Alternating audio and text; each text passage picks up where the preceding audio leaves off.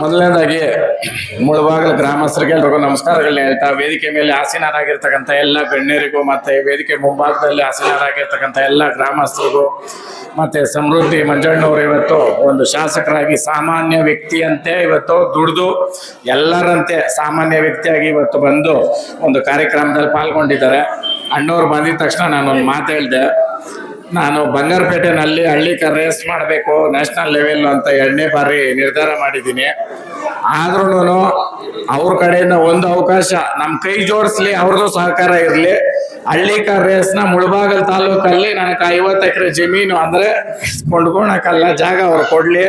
ನಿಮ್ಮ ತಾಲೂಕಲ್ಲೂ ಹಳ್ಳಿಕರ್ ರೇಸ್ ಮಾಡಿ ನ್ಯಾಷನಲ್ ಲೆವೆಲಲ್ಲಿ ಜನ ಸೇರಿಸೋದಕ್ಕೆ ಕಡಿಮೆ ಅಂದರೆ 5 ಲಕ್ಷ ಜನ ಸೇರಿಸಿ ಕಾರ್ಯಕ್ರಮ ಮಾಡಬೇಕು ಅಂತ ನನಗೆ ತುಂಬ ಇಷ್ಟ ಆಗೈತೆ.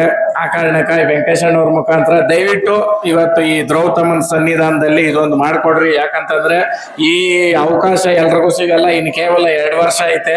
ಮತ್ತೆ ಶಾಸಕರಾಗಿ ನೀವು 100% ಬಂದೇ ಬರ್ತೀರಾ. ಜನಗಳಿಗೆ ಹೋಗಿ ಜನಗಳಿಗೋಸ್ಕರ ಕಾರ್ಯಕ್ರಮಗಳು ಮಾಡಿದ್ದೀರಾ.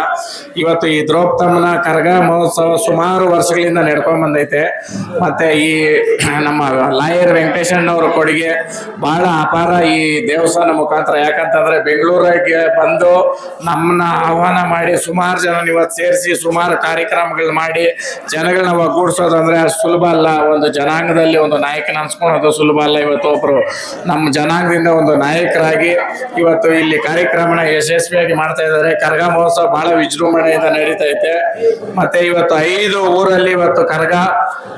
ಆ ಕಾರಣಕ್ಕೋಸ್ಕರ ನಾನು ಇವಾಗ ಬಂದು ಸ್ವಲ್ಪ ಬೇಗ ಹೋಗ್ತಾ ಇದ್ದೀನಿ.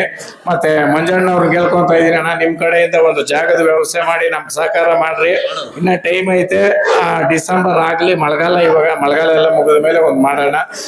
ಎಲ್ರಿಗೂ ಒಳ್ಳೇದಾಗ್ಲಿ. ನನಗೆ ಮಾತಾಡೋಕೆ ಅವಕಾಶ ಕೊಟ್ಟಿರ್ತಕ್ಕಂಥ ಈ ವೇದಿಕೆ ಅವ್ರಿಗೆ ಎಲ್ರಿಗೂ ಒಳ್ಳೇದಾಗ್ಲಿ. ಜೈ ಹಳ್ಳಿಕಾರ್.